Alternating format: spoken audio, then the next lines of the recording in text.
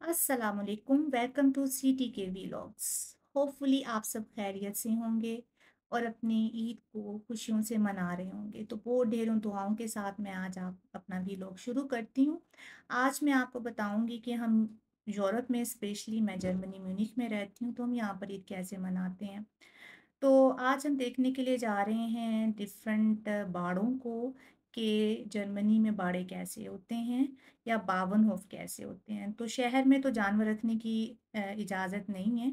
तो जो सब अर्बन एरियाज़ हैं वहाँ पर ये बाड़े होते हैं, जो कि तकरीबन 100 से 150 किलोमीटर म्यूनिख से बाहर होते हैं। तो बाड़े बड़े खूबसूरत थे। यहाँ पर आप बच्चों के साथ जा सकते हैं, पूरा दिन स्पेंड कर सकते हैं और माशाल्लाह बड़ा कुदरती नेचुरली माहौल बच्चों को मिलता है। जानवरों से वो इंटरेक्शन करते हैं।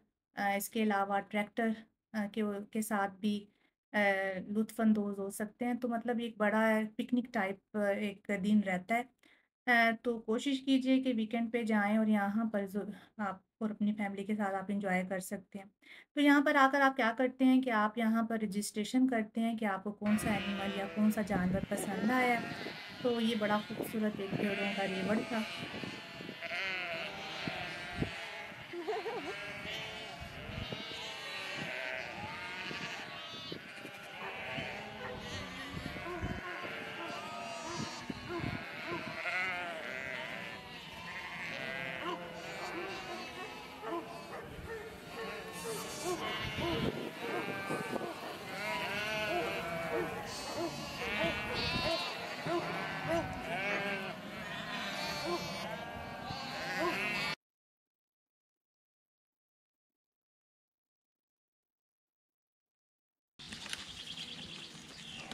ये यहाँ पर जर्मनी की बकरी हैं, बड़ा ही बहुत ही प्यारी।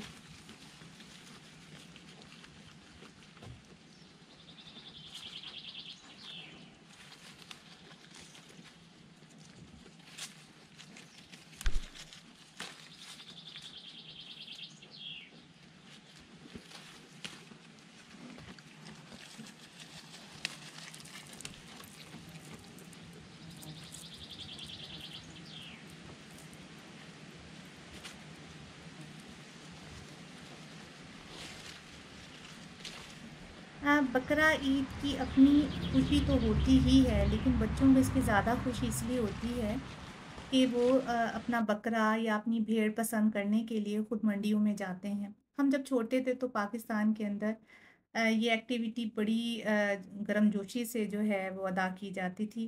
देखिए यहाँ पर एक जो किसान था, बावर था, वो अपनी भेड़ों की जो है वो कैंची के साथ वूल उतार रहा था। बड़ा इंटरेस्टिंग ही लगा हमें यहाँ पर। तो जी मैं आपको बता रही थी कि बचपन की बातें, कि बचपन में बकरा ईद की जो एक्साइटमेंट है वो ईद उल फ़ितर की निस्बत ज़्यादा इसलिए होती थी कि हमें अपना जानवर मिल जाता था।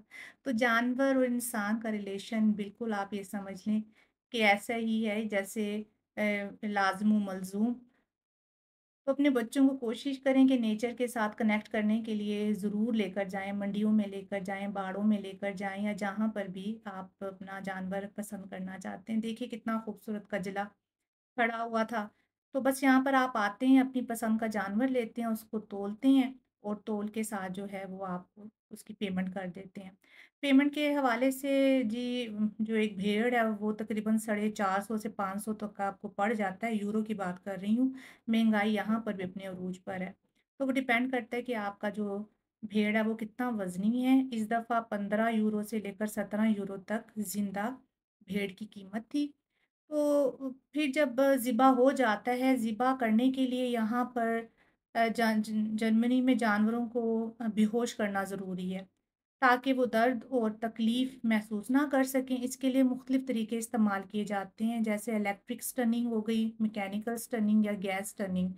ज़्यादातर जो है वो इलेक्ट्रिक स्टनिंग ही की जाती है। और अगर इस्लामी हलाल हो या यहूदी कोशर ज़िबा के लिए अगर आपको बेहोशी की छूट लेनी है, तो इसके लिए फिर आपको ख़ास तौर पर जो है वो जो एनिमल वेलफेयर है वहाँ पर जाकर आपको अंतरा करना पड़ता है, यानी कि रजिस्ट्रेशन करनी पड़ती है और उनसे ख़ास इजाज़त लेनी पड़ती है। अगर तो वो आपको इजाज़त दे देते हैं तब आप ये कर सकते हैं, और एक ख़ास टीम आती है जो कि आकर वहाँ पर उस बाड़े में या उस वहाँ पर जाकर जो है वो इसको चेक करती है। फिर जब ज़िबा खानों में जो है होने लगते हैं जानवर, तो वहाँ पर माहिरीन और वेटरनरी डॉक्टर्स की मौजूदगी भी ज़रूरी होती है, जो कि ज़िबा के अमल की निगरानी करते हैं और ये यकीन बनाते हैं कि तमाम कवानीन और हदायत पर अमल किया जा रहा है या नहीं। तो जानवरों की भी यहाँ पर आपको पता है राइट्स हैं, तो उनके जो एनिमल वेलफेयर की मेजरमेंट है उसको फॉलो करना यहाँ पर बहुत ज़रूरी है। जो कि हम यहाँ पर एज़ ए मुसलमान माइनॉरिटी हम इसको फ़ॉलो करते हैं, वरना बिल्कुल भी हमें इसकी इजाज़त ना मिले। तो यहाँ पर बस आप ताज़ा गोश्त को लेकर आते हैं बड़े-बड़े पीसेस के अंदर, तो आप उसको ग्रिल कर सकते हैं या उसके स्टेक्स बनाकर जो है वो ग्रिल कर सकते हैं। तो अगर गोश्त अच्छा हो और ताज़ा हो और उसके ऊपर एक अच्छी-सी प्यारी-सी फ़ैट की लेयर हो, तो खाली आप नमक और काली मिर्ची लगाएँ तो आपके स्टेक्स जो हैं क्या वो मज़ा देंगे कि आप भूल जाएँगे मिसालों को। तो अगर गोश्त अच्छा है तो मेरा ख़्याल है कि हर चीज़ ही मज़े की बनती है। आपको ज़्यादा स्पाइसेस की ज़रूरत नहीं पड़ती। खाली आप उसको ग्रिल कर लें, बॉयल कर लें तो वो उतना ही लुत्फ़ देता है। तो जी ये कुछ इन्फॉर्मेशन थी आपके आपको बाड़ों के मुतल्लिक कि हम यूरोप के अंदर कैसे जानवरों को लेते हैं या हमारे यहाँ पर जो एनिमल फॉर्म है वो किस तरह के होते हैं। होपफुली आपको इंटरेस्टिंग लगा होगा। अगर इंटरेस्टिंग लगा हो तो लाइक कीजिए, सब्सक्राइब कीजिए और मेरी नेक्स्ट वीडियोस को देखने के लिए बेल आइकन ज़रूर दबाइए। तो देखिए बकरा ईद जो होती है वो ख़वातीन के लिए बड़ी एक हेक्टिक किस्म की जॉब होती है, एक एक्स्ट्रा जॉब होती है। तो उनको ज़रूर याद रखिए। अगर आप फूलों का एक छोटा-सा तोहफ़ा या एक प्यार मोहब्बत वाला जुमला उनको बोल देंगे तो उनकी जो आप समझ लें एनर्जी लेवल है वो किसी और लेवल में पहुँच जाएगा। तो बस यहाँ पर हमने भी फूल लिए अपने लिए लिए, घर के लिए लिए ताकि हमारा ये जो मोटिवेशनल जो लेवल है वो हाई रहे और एक-दूसरे के साथ छोटे-छोटे तोहफ़ों का तबादला ज़रूर करते रहा कीजिए, ये मोहब्बतों को बढ़ाता है। तो ईद की खुशियों में अपने इर्द-गिर्द के लोगों को ना भूलिए, उनको अपने साथ शामिल कीजिए, तो आप देखेंगे कि आपकी जो खुशियाँ हैं, वो दोहरी हो जाएँगी, वो डबल हो जाएँगी। अल्लाह ताला आपको दीन और दुनिया की खुशियाँ नसीब फरमाए। आमीन। फिर मिलते हैं अगली व्लॉग में।